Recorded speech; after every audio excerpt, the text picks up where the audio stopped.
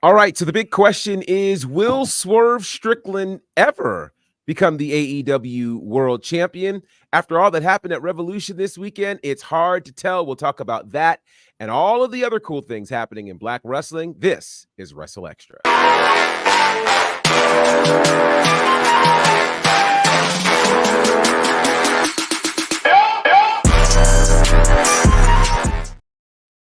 Yo.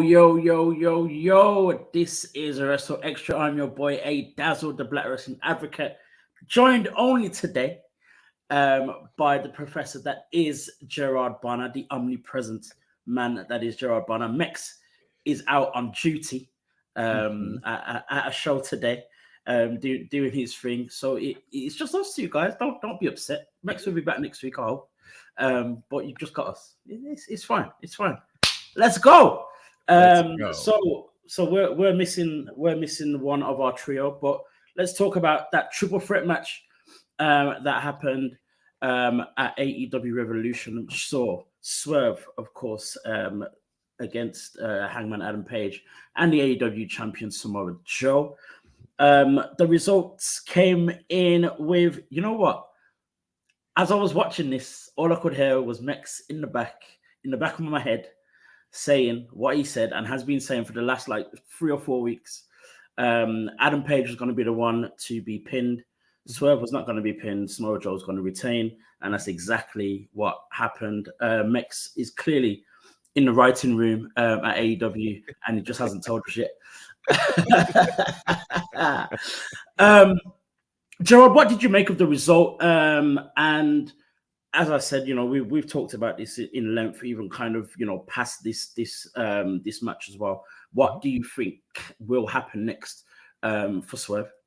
Well, for one, I had the privilege of actually being there, and it was quite an atmosphere. Now, I'll start by saying this. I actually felt for Swerve, Hangman, and Samoa Joe, as they had the unenviable task of following Will Ospreay and Konosuke Takeshita. And after that, it was just like, sorry, I was ready to send Sting home after that match. Yeah. Jeez. It was totally time to bring Sting out, and we call it a day. So I think that made the job of that world title match that much more difficult. With that said, I think Samoa Joe came out like gangbusters.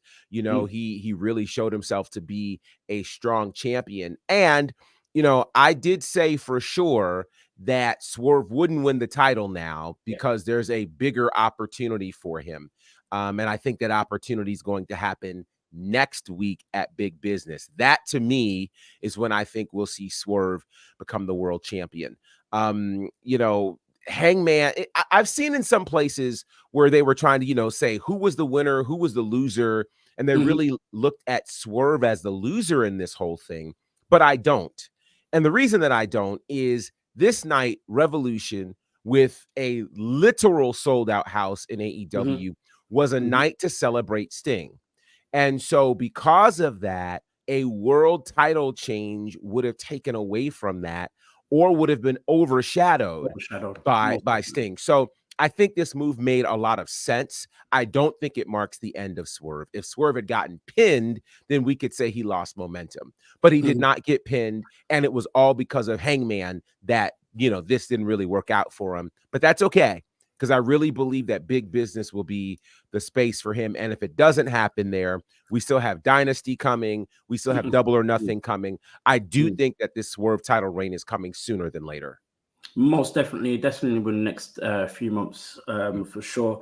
Here's a question for you. With all of Hangman's shenanigans on the evening, do you feel he purposely tapped out, or was it kind of like instead of trying to fight, he's just going to give in just so Swerve doesn't win the title? I think everything Hangman did Sunday night was so that Swerve wouldn't win the title. Every single thing, from beating up 2 different referees to literally tapping out. I think he hates Swerve that much that he would take an L just so that Swerve can't get a W. So I totally think it was on purpose. I imagine tomorrow night there will be a lot more conversation about all of this. And I really do think that somehow between tomorrow and next Wednesday is when we'll see things materialize.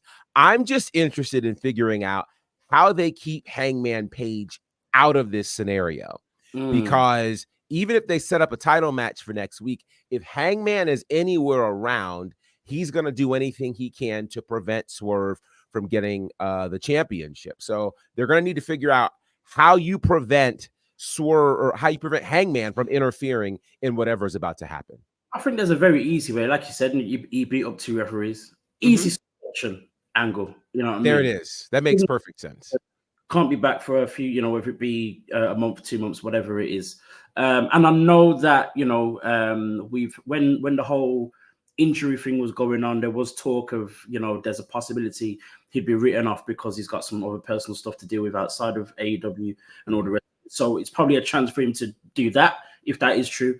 And yeah, as I said, you know, the whole suspension thing is a very easy way to get him off TV for a little bit. Have Swerve focus on Joe. You know, as we know, Swerve wasn't pinned. That's his way of getting his one-on-one match with Joe.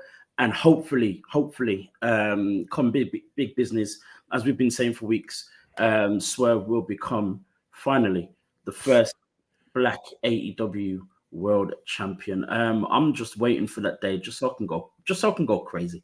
Oh yeah, go crazy. I remember, you know, I've got an affinity with Swerve, and one of the biggest reasons why is because one of the first wrestling T-shirts I ever bought was Swerve's. Oh wow. Yeah, wow. It was Swerve's. So yeah, I can't wait for this to happen. And as we've been saying for weeks upon weeks, you know, the momentum that he has right now, the performance he put in on Sunday, yeah, he deserves it. And if we get anything like the Will Ospreay Takeshita, when we eventually get what we've been asking for and waiting for months, Will Ospreay versus Swerve. Yeah. You can't put Will Ospreay on a show and he not steal that. I've not seen it in like 2 years where I've seen him on a show and he's not stolen the show in whatever match he's in. Every time. It's baffling. It's crazy to me. It's man. Let's talk about really quickly. I know this isn't really the show that we really talk about this kind of thing, but giving all honor to Sting, as you said, you were there. What was the atmosphere like? What was the feeling like when, you know, during Sting's match at the end? I know there was more dialogue that happened kind of when it went off air.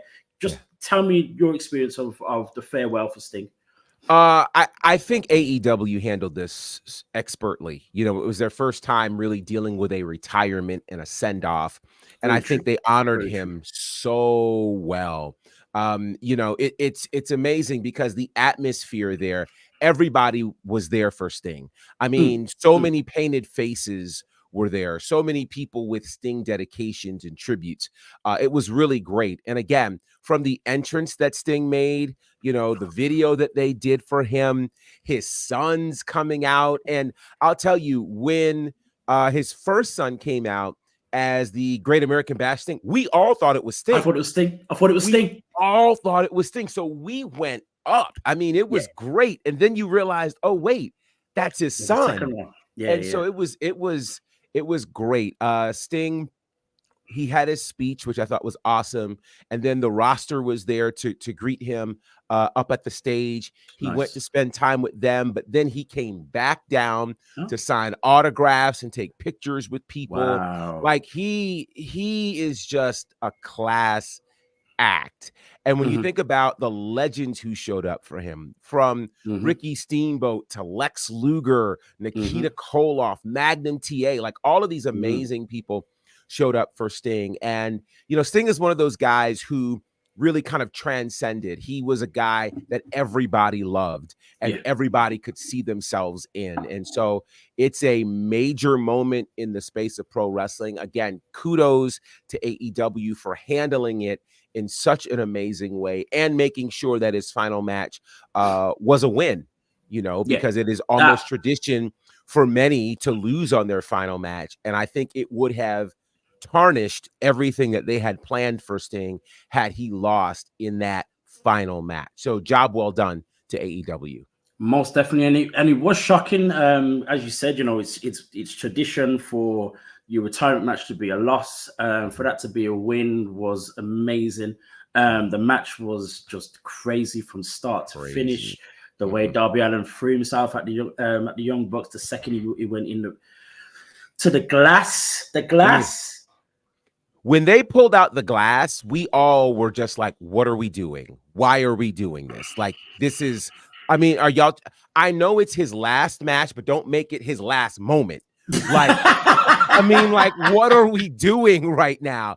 And so Sting going through a table from the stage, Sting going through glass. Like, what in the world? But crazy. I mean, it was probably the most event-filled retirement match I've ever seen. Ever. And he came through, and it was awesome to see. Absolutely phenomenal. Speaking of icons and legends, of course, we turn our attention to WWE and the most electrifying icon, the most electrifying legend. That is The Rock. Has responded to the challenge from Cody Rhodes for a one-on-one match with nope, I'm not giving you that. It's not that easy, but I'll give you something else to think about. I'll answer your question with another question. As the saying goes.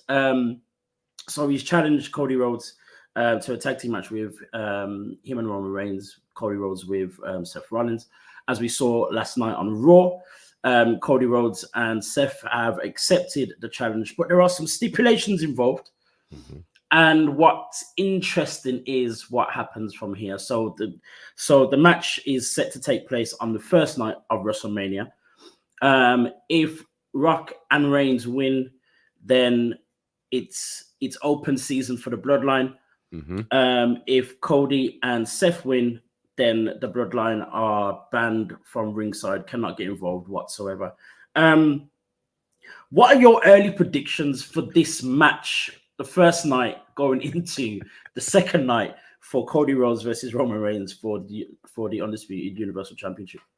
This really could go a number of ways. I mean, everybody probably want to see the Bloodline banned from ringside, but I also don't see The Rock coming back and losing on this first night. Right.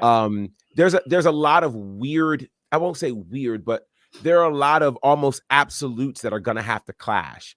Like, what would it look like for Cody and Seth to lose on night one, to then go into night two, both of them being involved in co-main events, which shout out to the idea of Seth and Drew being deemed a co-main event on night two. Like, that's a big deal for them. With that said, so I can't see Cody and Seth losing going into night two, but my God, can you see Roman and or Rock losing going into night two? So this is one of those really interesting moments where it's hard to predict. And I definitely feel like there's a lot more than meets the eye to all of this. What all of the things that The Rock did on Instagram and on SmackDown Friday night are telling lots of elements to this story that are bigger than this tag team match alone. And so it makes you wonder, on one hand, what role will The Rock play in the outcome of this match? Will there be some dissension between Rock and Roman now that, they're still side-eyeing Rock, but now Rock is officially referred to Roman as my tribal chief. Like, so there's a lot of things at play here. Cody doesn't lose very often. And so for Cody and Seth to potentially lose, that'd be a big deal. But Roman and Rock losing, so it's hard to predict because I can't see either of them losing, because either of them looks weak going into night two if they're losing. And then I don't know physically where Seth falls into all of this. I know he said he's cleared, but cleared enough to work 2 nights of WrestleMania? That's a different kind of clear, So I don't know if he's in, and will Drew show up and play any role in this to help soften up Seth? Right. So there's a lot of moving parts in here, which is going to make this very unpredictable. I mean, I think if you have And so here's what I think. If you end up with the bloodline being banned from ringside, there will be a way that Roman wins. If you end up with bloodline rules, it could work out where Roman loses. So it's hard. It's very hard to predict, which is good. This is what we like about our WrestleMania. Yeah. It's of extremely hard to call this one. Very, very difficult. As you said, man, the outcomes of either of those guys losing and then having to go into championship matches is just crazy. As you said, you've got the whole thing of Drew. He got involved last night on Raw, and he's been saying this for weeks, like, why are you getting involved? It's not your fight. Me and you have to fight each other. Let's focus on that. So I have a feeling if he does get involved, that would be behind it as well. It would make perfect sense for him to get involved. So yeah, it's crazy. And at the same time, the other thing that had me thinking, as you said, as The Rock was talking, he's saying all these different things, and Roman's looking at him a certain way. When Rock came out, Roman was kind of like fed up, like, oh, what are we doing? Right. Then he had to make himself feel better and tell him to, acknowledge him and all this kind of stuff. And there was a hesitation, and Rock said what he said, but do we believe him? Exactly.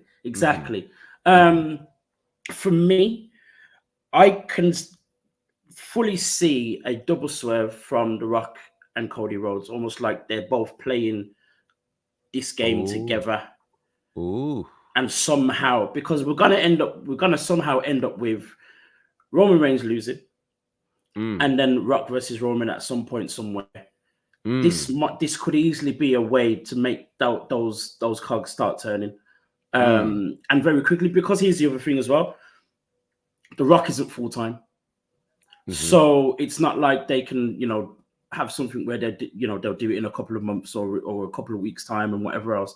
It may be best for them to do it while they've got him, and then the match can happen later on down the line. That's fine. You know what I mean? So I would not be surprised, and I would love it if it was kind of like this, a double swerve from The Rock. Which would be amazing to have us and the fans in general kind of switch on him, back to the whole die Rock die banners that had to be blacked out on SmackDown.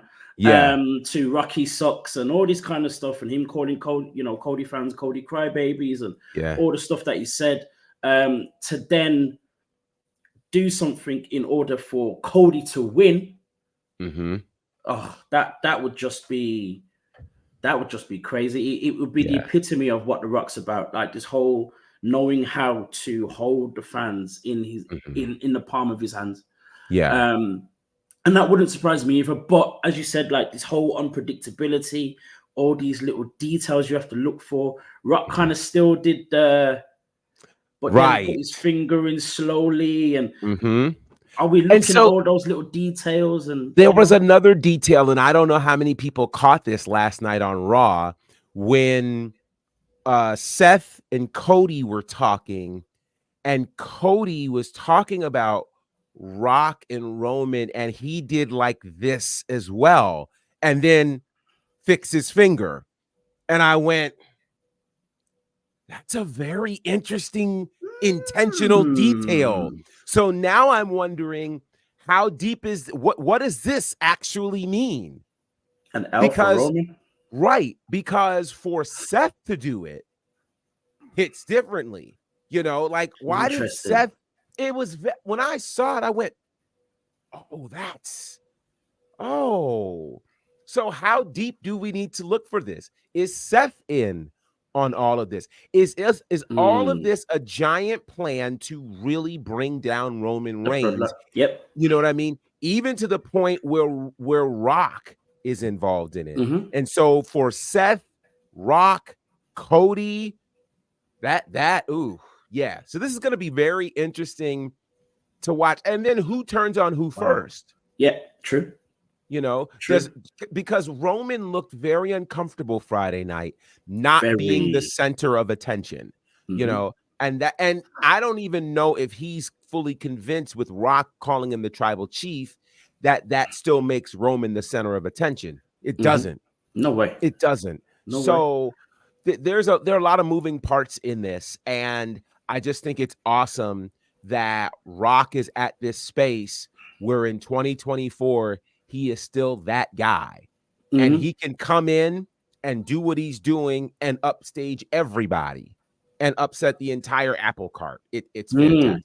It's fantastic. You know, the whole dynamics of the Rock and Roman, and as much as, you know, Rock called him the tribal chief, it reminds me of so many films or stories where you hear of, like, you know, the sergeant of the army or something like that, who's the popular one, but then there's still a king.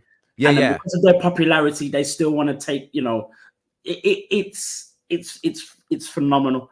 Yeah, it's phenomenal storytelling, and I'm here for it. And this is why I'm feeling as though, you know, at some point the Rock is going to, you know, try to overthrow Roman or bring down his kingdom, so to speak. So it's going to get very interesting, and we still have Drew on the side. You still got Senior Money in the Bank, Damian Priest, right? You know, looming somewhere around, and I think this highlights for me that strong possibility that Drew may get involved on the first night, soften up Seth, do whatever he does to Seth, win the title, and then bam, Damian Priest comes out. Oh yeah. I definitely think Priest is cashing in. I definitely think he's cashing in. And to cost Seth is one thing if Seth barely squeaks by, but I think it hits much different to cost Drew. You know, it'll put a bigger chip on Drew's shoulder. It would, because it'll be like Drew thinks that he had everything figured out, and then here it goes, all going away right there at WrestleMania. So yeah, the possibilities are endless. It's crazy. Yeah, it's crazy. It's crazy. The other thing I want to talk about as well is, you know, on SmackDown, we saw Naomi take on Tiffany Stratton. Tiffany Stratton, of course, eliminated her from the Elimination Chamber, the Women's Elimination Chamber match as well. Tiffany Stratton won the match. The match, for those that don't know as well, the match actually cut short because The Rock took a little bit longer than expected, and their match was cut short just a little bit, including the entrances at the start as well. In terms of on air, we talked in length last week about what all of this means for Naomi. Does this make it even harder to take another loss, and what is going on?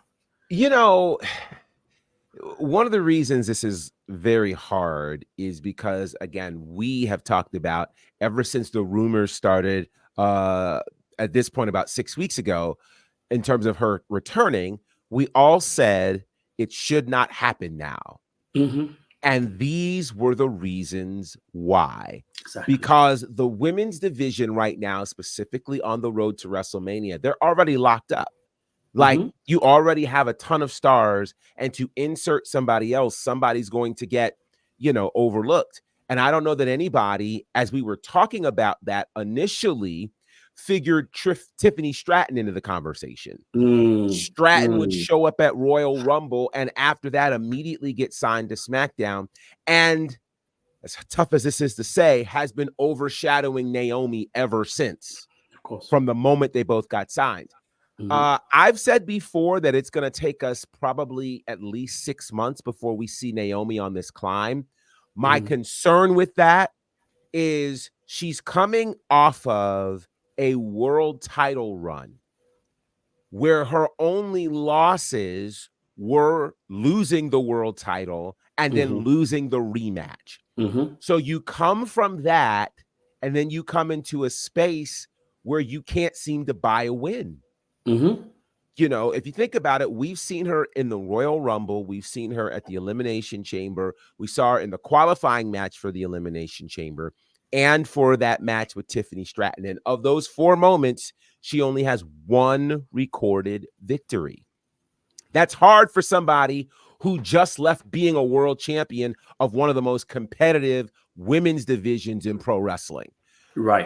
So my concern now is, even though I know it's going to take about 6 months for Naomi to get the kind of shine, what kind of collateral damage happens to our view of Naomi if she is losing from here until SummerSlam?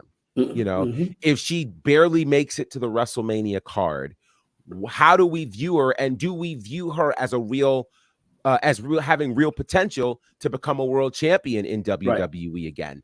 So the big question to me is, I want to know, what was the thing that caused her to sign now as opposed to 6 months from now? I would love to know that, because whatever it is, it has to be something that made her settled to go, I'm going to leave being treated, like the big fish in a pond, to come over here to, barely have things happen at the level they were happening at TNA. And that's what's hard, because at TNA, we finally got to see Trinity in the way we always believed we could see her. And I don't think we're seeing that in these first couple of months, but we kind of knew it would happen, but it's still hard to stomach. And that's the thing. You said, the Knockouts division, of course, is one of, the best women's divisions in, you can say, pro wrestling history. Still very much up there now, doing very well. Naomi has, gone there and was killing numbers in terms of YouTube views and ticket sales and whatnot. During her run as Knockouts champion, she defeated one of the greatest Knockout champions 3 times. Yes. Not twice, not 2 times out of 3, 3 times out of 3. Right. And, for her to come back and just be another member, kind of just feels weird. And I get also that, WWE is bigger than TNA. There are more women in WWE than there are in TNA. WWE right now, the women's division is just amazing right now. So many people that are doing good things but are still not up there, because there are so many others that are up there. Right. You get the likes of a Tiffany Stratton, who's come from the bottom and just gone straight to the top, and no one's arguing why she's gone straight to the top either.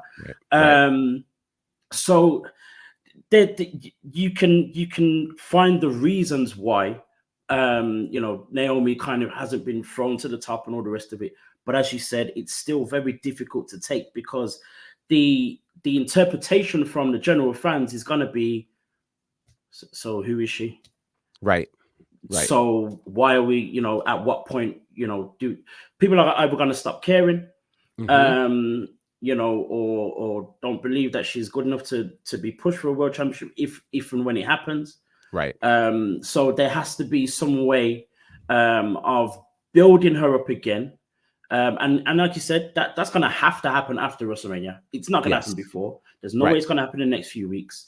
Right. And it's going to be interesting to see how long it takes, because you've still got a pool of ladies, Liv Morgan, Nia Jax, Tiffany, so many of us that are still, on the cusp of deserving a run, if not, either for the championship or actually being champion. So where she fits in, how she fits in, however much, it's not clear how much the WWE actually care about Naomi to that level. You still got Jade Cargill breathing down everybody's necks. It's a tough place for her to be, a very, very difficult place for her to be. So again, like you said, I would also love to know what that deciding factor was for Naomi to say, all right, cool, I'm coming back. Right. Very interesting. I'd like to think somehow it's non-wrestling related or not based on what she does in the ring. I'm hoping it's something like that, because I can't think of, unless she was promised something and just hasn't had it. I can't think of what else it could be. Yeah, it's really hard to figure. And again, I don't know what her list of priorities are that would make her go, this is the deciding factor. For us as fans, we want to see you at the top of the card.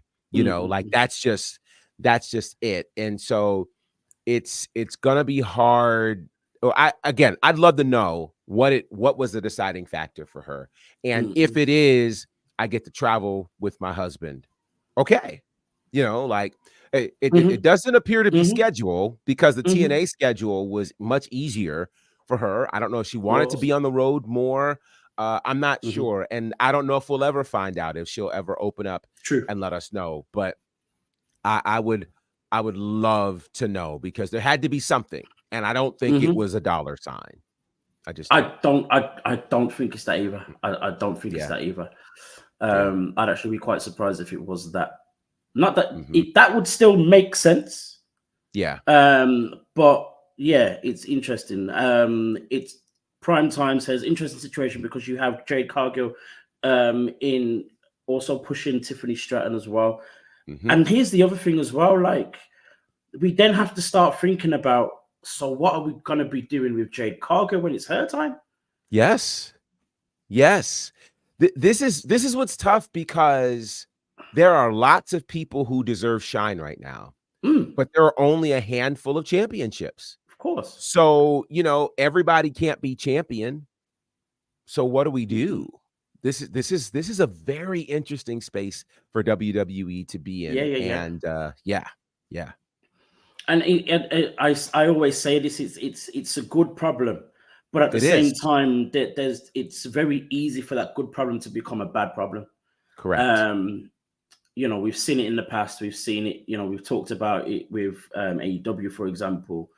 People, I've not well with AEW. I think it's a little different. It's more the feeling of people not being used, whereas with Sure. WWE, it's kind of like this feeling of everyone's so good. How do we keep on using them? Right. You know what I mean? They're two very different things. Mhm. But it could be a common thing, like you said with Naomi, like people will probably not care about her, Yeah. or you know what I mean, or there's not enough spaces to put her in for to keep us involved or Right. invested, should I say? Yes, and I hope to God we saw Jade makes like a little cameo appearance on SmackDown. I hope to God she doesn't end up on SmackDown.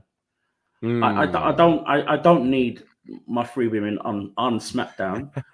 Well, four if we can't. Well, obviously we're counting Michin as well. Like we don't Yeah. need all Yeah. of them, Yeah. on Spread SmackDown. the wealth.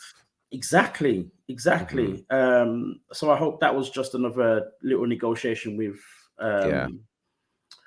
with what's his name again? Nick General Aldis. manager Nick Nick Aldis. That's it. Aldis. Yeah. Yeah. Yeah. I was gonna say Nick Khan. Oh, no. She's had He's a that conversation. manager, all right. Yeah. She's Yeah. clearly had that conversation. She's there. Clearly. Oh, But yeah, goodness. hopefully that's just a little brief meeting, and she still ends up on Raw. I really hope she ends up on Raw because, Mhm. again, in terms of story and making sense a little bit more, this her and Nia Jax kind of has to happen. Has That to would be happen. amazing. Has to happen That would be as well. amazing. It would also keeps Nia Jax relevant as well because obviously she's gonna fall off the Mhm. championship contendership and stuff. Obviously she already has. So to keep her kind of relevant as well would be nice. Mhm. Speaking of the ladies and doing things well, and we talking about too many women in WWE and not enough championships. But ROH has decided that they, of course, have a solution that maybe Mhm. WWE need to invest in as well, which is, of Yeah. course, the tournament for the ROH World Women's Television Championship. Mhm. Amazing to see Queen Aminata defeat the legendary Taya Valkyrie, a former Mhm. Knockouts champion, winning championships in AAA Yeah. and everywhere she's been. She was on NXT for a short time as well. Mhm. What does it mean for Queen Aminata to go on Collision first of all? Beat Mhm. Anna Jay. Anna Jay, maybe not the biggest name, but she's a staple in AEW, of Yeah. course. Yeah. Her first win on one of AEW's main shows, then go to ROH and beat a woman the likes of Taya Valkyrie and advance to the semi-final of this tournament. How does that make you feel? It makes you feel fantastic. I've been a fan of Queen Aminata for years. Had the privilege of working with her and calling some of her matches and things like that, and knowing she's a star that belongs on a national and international platform. Mm, And so to see, AEW finally say we're going to pull the trigger, it's a big moment. And I think for AEW, it gives them the opportunity again to have some degree of a homegrown star. They have really it's been since, I mean, you could argue Jade, you could mm-hmm, argue Julia Hart, you could mm-hmm. argue Chris Statlander as the women stars that have kind of really blossomed specifically in AEW. You could add Willow Right. Nightingale to that list as well. Can So yeah, so I think Queen Aminata has the goods, and I think, to be perfectly honest with you, she could win the television championship. Like, this who could really happen. who else is left in the tournament? So right now, she let's see, I'm looking at this.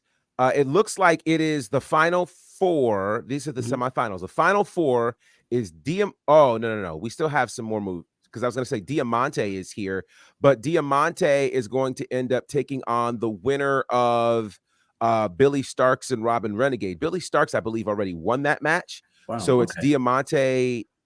Yeah, I'm hoping this is an updated list that I'm looking at. I don't think it is. So Starks versus Renegade is coming. Viva Van is still going to take on Abaddon.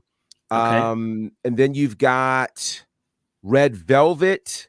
Oh yes. She's got a match that's coming. And Hmm. then Aminata. Oh, this is interesting. Okay, so yeah, Aminata, Valkyrie. She beat Valkyrie, so Aminata's in there. I need to find an updated, and I'm gonna find one while we're talking. Just an Mm-mm-mm. updated one that has her in the semifinals. But this is a great spot, and Aminata being in the final four is absolutely huge. Of course. Absolutely huge. With the likes of Abaddon is probably a strong favorite as well. Mm-hmm. Diamante is a good favorite as well. Red Velvet kind of always seems to find herself in the mix of something somehow. Kind of Yeah. gives you that underdog feeling as well, that she could Mm-hmm. surprise us and go a little bit further. Viva Van is a good one to look at. Not many people know who she is, but if you followed her, she's been killing it wherever she's been going this last year. I think she at one point had like about 6 championships at once, something like that. Yeah. Probably more. I was of course Billy Starks, the mentee Mm-hmm. of Athena, is a massive favorite as well. So to have both Red Velvet and Queen Aminata kind of in that mix is massive, and I think for me it's definitely the win over Taya Valkyrie that makes a difference here, not just her simply being in the Mm-hmm. semi-final, but who she had to beat in order to get there. I think Right. that gives you a massive clue as to how AEW Mm-hmm. ROH see Queen Aminata, of course. Whether that means she's winning it, I don't know. Totally. But she's got a great chance. I can Yeah. see her I can see her at least getting to the final. But it Yeah. can Yeah. also depend Yeah. on who she faces in the semis. Um, it's going to be very, very interesting. Any luck with the list? Yeah, I'm still What looking have we for got? that updated bracket while we're doing that. Mm, So, because I'd seen an updated bracket mhm. last week, I thought. And Okay, so, you know what? I think I have it. I just got to look at one more thing. let's go. So, Yeah. Let's go. Let's go. I'm going to find this right now. Um I would almost bet money that I got it here. This was the last one. This is why we're live, folks. There it is. This That's is what I what was we looking for. do. Let's All right. go. So let's get it up here. Any second now it's going to pop up. All right, one more time. Oh no, you're having problems with the internet like we all had with Instagram. I know, right? Instagram and Facebook said, I don't want to work. All right, so here we are. Here's our updated bracket. So Aminata, as we mentioned, is in the semifinals. Yeah. She will face the winner of Layla Hirsch and Red Velvet. Whoa. That's on the right side of the bracket. The left side of the bracket, it's Diamante versus Billy Starks. That's in one quarterfinal match. Yep. The second quarterfinal match is Mercedes Martinez against Abaddon. Abaddon defeated Diva Van. So, yeah. So Aminata's in the final four. She will end up either taking on next Layla Hirsch or Red Velvet, which I honestly can see her getting past. I see her in the finals. Now, who she ends up facing in the finals is going to be tough because Diamante versus Billy Starks, that's going to be a tough match, as will Mercedes Martinez and Abaddon. So things are going to get very, very interesting. Oh, yeah. I can't see, I can see Billy Starks getting to the final, but I would have loved to have seen the semi-final of Mercedes Martinez versus Diamante. Yeah, that could happen. That would be crazy. That would be amazing. But I see Billy Starks beating Diamante. Abaddon has a strong chance as well. Abaddon's been on a bit of a rise recently as well on ROH. So so much can happen. So much can happen. It's very, very, very interesting. It's a very, very interesting pool of ladies. For what is, the second title in the women's division. It just gives it almost feels like it gives it a level of prestige already. I agree. Which is nice, which is very, very nice. And for Criminal Aminata to be in the mix and be a favorite, a strong contender for to win it is just beautiful. It's amazing. And she has a very strong chance of becoming the first ever ROH Women's Television Champion. For her to put that on her resume. Ooh. Jeez. And I think and I think it's set in stone that even if she doesn't win it, doesn't become the first one, she will be that champion at some point. I think that we can definitely almost guarantee that will happen at some point. So it's going to be very, very interesting. Moving away, going back towards the WWE, we have Roadblock happening. Is that tonight? Tonight. It is tonight. That's tonight. Wow. It is tonight. We see Carmelo Hayes will be taking on the Don for the number one contendership to Ilya Dragunov's NXT Championship. I feel as though I know the outcome because there's still this whole thing with Trick Williams needing to come back and all this kind of thing. So it's almost set in stone that Carmelo Hayes is going to come out the winner. But the interaction that he had with the Don last week was, I'm like, Carmelo might not actually win. Yeah. Just talk us through that whole segment with those two and this upcoming match for Carmelo Hayes. For sure. So it looked as though coming into that segment last Tuesday night, we were going to get Ilya Dragunov versus Carmelo Hayes for the NXT Championship at Roadblock. But a Roadblock showed up in the Don, who, he came through and he just was like, hey, I deserve a shot at this. And he had already worked things out with Ava such that he would now take on Carmelo Hayes for the number one contender spot, which makes things very interesting. In my head, we have not seen Trick Williams since that last big PLE for NXT where, Melo turned on him and things like that. So I really think tonight is where we see the return of Trick Williams. I think Trick Williams interferes and costs Carmelo Hayes the number one contendership, which leads us to Trick and Melo at Stand and Deliver. You know what I mean? We've been waiting for this. We kind of knew we were going to get here. It was the road to get here. And I think tonight is where this road becomes very, very clear. The surprising thing for me is I just didn't see, Tony D'Angelo in the title picture for Stand and Deliver. I didn't see that coming. So that could be very interesting. I don't see Carmelo winning this just because of Melo and Trick looming. Now, if Melo somehow wins this tonight, then things get really unpredictable. Yeah. Extremely unpredictable. Yeah. Like, could we end up in a space where we get the triple threat if Melo wins, and it's Melo and Trick and Ilya, which could be crazy at Stand and Deliver. Interesting. Yeah, we'll see. I would prefer the one-on-one with Carmelo and Trick. It makes just a little bit more sense, and more than likely it being Carmelo's send-off as well for him to then go to the main roster after Stand and Deliver as well. But at the same time, as you said, see Tony D'Angelo versus Ilya Dragunov at Stand and Deliver. Yeah.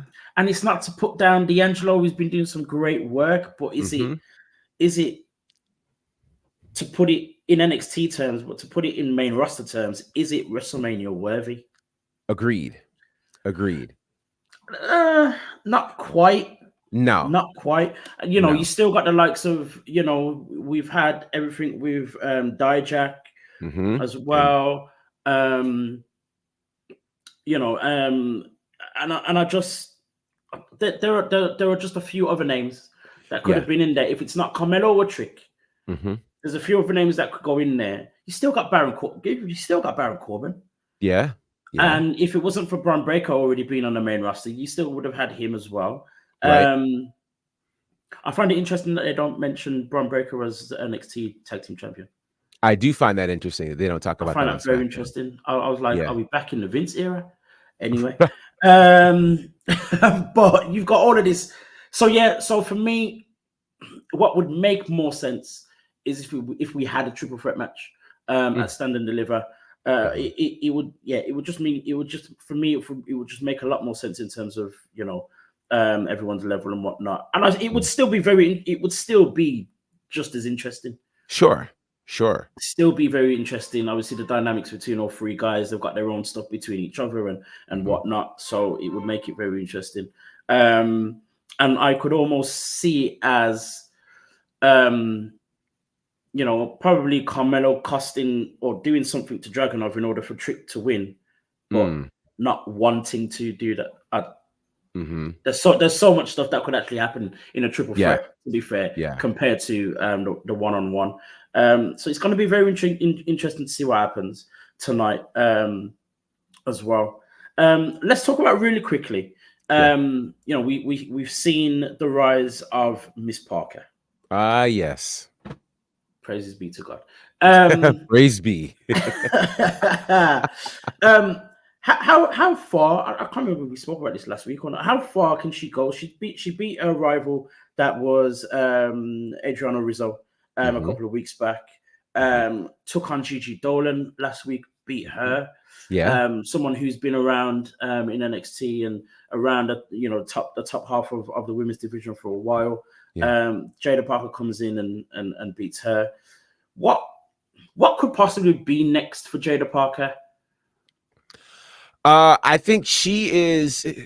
This is, I think, a great sign of the system that NXT and WWE has put together. The fact that we have all of these stars that have hit the main event spot, but then we can quickly eye who's next. Yes. We knew that Jada Parker was next from that first interview she did introducing herself to us during the breakout tournament. And we went, okay, this girl's different. This isn't your normal hi promo. And no, this is you gonna see me. And then when we saw her, we went, oh, so you aren't just talk. You've got all the goods. You are great in the ring. You pass the airport test. You do all. We're going to pay attention to you when you show up. Yeah. And so I think she is on a huge rise. I think they're going to be smart about this. I don't think they're going to give her too much too soon. No, I hope So not. we're not going to see her around the world title or the women's title picture yet, but we're going to see a rise. We're going to see her start to go through the members of, the women's division bit by bit. I wouldn't be surprised at some point if we see her soon against Roxanne. These two attitudes that are battling each other. That'd be a good one. It'd be a really, really good one. We are. I think we're blessed to have witnessed the rise of a Bianca Belair from the NXT days, Tiffany Stratton from the NXT days, Trick Williams from when we saw his ascent. We're seeing this same kind of ascent from the very beginning right now for Jada Parker, much like we saw for Obafemi. There are some stars that are coming, and Jada Parker is one of them. And I think this year is going to be that breakout year for her. Here's the funny part. Lola Vice won the tournament, but Jada Parker is the real breakout star. Yeah. It kind of always seems to happen like that as well. There's always seems to be someone, not so much, you can't put that with when Carmelo won, because Carmelo became the star. But, almost all the others that we've seen, and we can even talk about stuff like Tough Enough and stuff like that as well. Sure. We see the winners, but then it's the other people, the other contestants that were in there that become the biggest stars. Absolutely. It can definitely happen that way. Yeah. And there are so many other ladies, and I saw the clip with Kalani Jordan and Kiana James, with Izzy getting involved and all the rest of it. And I commented and I said, we need to stop sleeping on Kiana James, because she is doing some stuff and she's always up there. She's always around. Yeah. But no one seems to really talk about her a lot. And I'm like, you don't need to keep your eyes on her, because with Izzy Dane behind her as well. Right. Again, you've got this, it's Shawn Michaels behind it, but you've got this whole Shawn Michaels Diesel thing kind of going on. Yes. You've got that thing there. And I can't remember the last time we kind of saw that with a female pairing. So that could work out for her. Jakara Jackson's off from injury again, and her and Lash Legend are doing great things. It's crazy down in NXT right now. It's crazy down in NXT, and we love to talk about the brilliance of the black and gold era, with the likes of your Adam Coles and your Finn Balor, Sami Zayn, Kevin Owens, all of those guys. But this hits very differently, because with a lot of those guys that I just mentioned, we knew them very well before they got there. Yes. Whereas with this pool of kids, we didn't know who the hell they were. They're literal homegrown stars. Unless you literally went to the same university that they went to, you wouldn't have a clue who they were. No clue. So for us to be able to see literally rise from the bottom, from the start to where they're going to, where we see them going to where some of them are, Tiffany Stratton, Bianca Belair, going to now, it just hits different, and no one else is giving us that apart from NXT. No one else is giving us that apart from NXT. It's mad. It's mad. And when we all first saw this kind of Neil program, we were like, oh God, no, don't do this, don't do that. What about the indie stars that have been working for 10 years on the indies and all this kind of stuff? And I get it. And I was kind of one of those guys too, if I'm honest, I really was. But now I'm like, I shouldn't have said a word. I shouldn't have said a word, because now, and I saw, I see the other thing that they're doing as well, with the guys at the Performance Center, going back to some of their universities to almost kind of, pitch to some of these younger kids that are there at the moment. And I'm seeing some of the pictures of some of these guys that they're speaking to, and I'm like, yo, give that person a contract right now. They look ready. Absolutely. It's crazy. It is shown that their strategy has worked, and it's interesting because, as wrestling fans, we think to ourselves, well, we want to see those who have been on the indies get this opportunity. But here's what's interesting.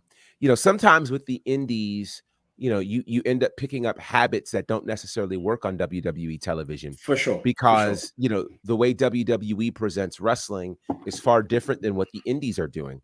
Most of the indies aren't thinking about things like the hard cam. They're not thinking about how their entrances are made and what they need to do to face the camera and all of those kinds of things. They're usually more interested in what's happening in house. So it says a lot that they can get these people and mold them from the very beginning, so they don't have indie habits. They only have WWE habits. And that's going to serve them very well wherever they end up going. If for some reason they don't stay with WWE, they can go to other places and be ahead of whoever else is there. And while we're here, it's also still a cool spot where they're still able to bring in some indie stars. I think about, the artist formerly known as Jay Malachi, now Javon Evans. I was literally going to say the same thing. He picked up his first win on Level Up this past week. And, he actually came through Ashe this past week. He showed up there just to come hang out because he's from that North Carolina area, Firestar Pro, all the people. So I had a chance to talk to him, which was cool. And it's just so cool seeing that WWE can still grab those young indie stars who have it. I mean, it's crazy to see what he's doing there. And he's not 21 yet. He's 20 years old. He's only just turned 20 about maybe two months ago, if that. Right. He's been wrestling since he started wrestling training since he was 15. Right. And this is the other thing I was going to say about this whole recruitment thing as well, is yes, they are still finding people on the indies, but it still matches with the ethos of the Neil program in the sense where they're still very young. Yes. And there's enough time for them to kind of, if they're, like with Javon Evans, formerly known as Jay Malachi, he's been around and doing his thing for a good few years now. So he would have picked up his habits in the indies or gotten used to certain things that are very different when it comes to WWE. But he's still young enough for them to have enough time to change that. That's right. And switch it around. And you can see, obviously, very clearly how much they already trust him. They've already thrown him on Level Up. He only moved to the Performance Center in January. They've already thrown him on Level Up. They've already given him his first win. All these kinds of things. And it's only a matter of time before we see him actually on NXT on Tuesday as well. And where that can go as well. So, the whole Neil program has worked. I think it definitely has shut me up from the first time I heard about it. I was like, what are you doing? Yeah. Now I'm like, I see what you're doing. You know what I mean? And it's crazy, but they are still, grabbing people from the indies. And, we there's also what's his name again? I forget his name. Who came along with Lucky Ali as well.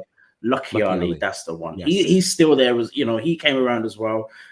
Still yet to make an appearance on any TV show and whatnot. But again, another person who's still relatively young, but still very much experienced on the indies. But the other thing as well is they're very much experienced, very locally on the indies. Yes. Whereas some guys like Adam Cole's, like you Ricochets, and they've wrestled everywhere. Right. You know what I mean? But these guys became great locally. So again, there were a lot less habits to pick up.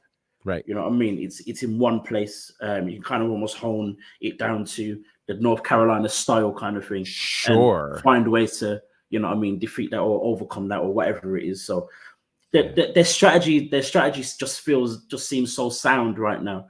And we're seeing the fruits of that labor. With so many different people, and as much as we've only really been speaking about the Black Stars, there are so many others that we could talk about. We mentioned Tiffany Stratton, like she's black. But Tiffany Stratton as well. She's very much not. But credit where credit's due. To be that's what it is, really, isn't it? But yeah, man, it's beautiful to see, and I can't wait to see much more. And NXT. We've said it in our chat, NXT is probably like our favorite 2 hours of wrestling every week. Facts. So long may it continue, and it's going to be interesting to see where some of these guys that are on the rise now, where they are when we get to that point of them being on the CW. Right. And how important it's going to be for them to have some, further established stars and all that kind of stuff as well. That's so, right. yeah, man, it should be very, very interesting. Oh, yes. With all that said, our time is up. We're actually finishing on time. This is weird. We're finishing. It's just so weird, right? This is what happens when there's only two of us. When there's I three of know. us, we love to talk. We got a lot done too. We That's did so as well. funny. We did as well. Got a lot done. Guys, you've been watching WrstlXtra on the WrestleMania UK YouTube channel. Don't forget to like and subscribe. Click that notification bell to see when the guy that's not here, Mex, puts out all his reactions to WWE, AEW, and everything else in between. I'm guessing more than likely the show that is at tonight, we'll get some kind of recap of that as well at some point in the next couple of days or so as well. So check out that. You can also find Mex on the Resting's YouTube channel as well. Like and subscribe there. You can also see Mex in his new highest status on Gorilla Position. I've actually kind of noticed they've started to put out clips of their show now. I'm hoping that now becomes, they show, the video of the show instead of just being a podcast. So check out Gorilla Position. You can find that on YouTube, wherever you get your podcasts as well. You can find them at, I believe it's WWE GP on Instagram. Find this guy, Gerard Bonner, who is weirdly to my somewhere left, right there. The other side. He's usually on the other side of me. He's on right. I'm confused. It's all right. It's fine. But you can find him because this guy is everywhere. He can just be whatever side of me he wants to be. That's great. Oh, Lord. You can find him on his own show, which is The Faction Show. You can find him also on WWT Live as well. You can find him doing his commentary thing with the Nightmare Factory, Southern Honor Wrestling, All Caribbean Wrestling, Arche as well. Yeah. Check that show out if you haven't already, archewrestling.com. IEW Turnbuckle Championship Wrestling, which is coming very soon. Yes. I don't know if I remember if there's any more, but if you, I think you got everything. Yeah. If I've forgotten them all, you can find it at All Things Bonafide. See the segue? I did it. Well done. You can find me, A-Dazzle, in the normal one place, which is Black Wrestling Alliance on Instagram. You can also find me on BWA Dazzle. And again, you can find me here again with Mex and Gerard next week, every Tuesday. And I will see you again next time. Peace.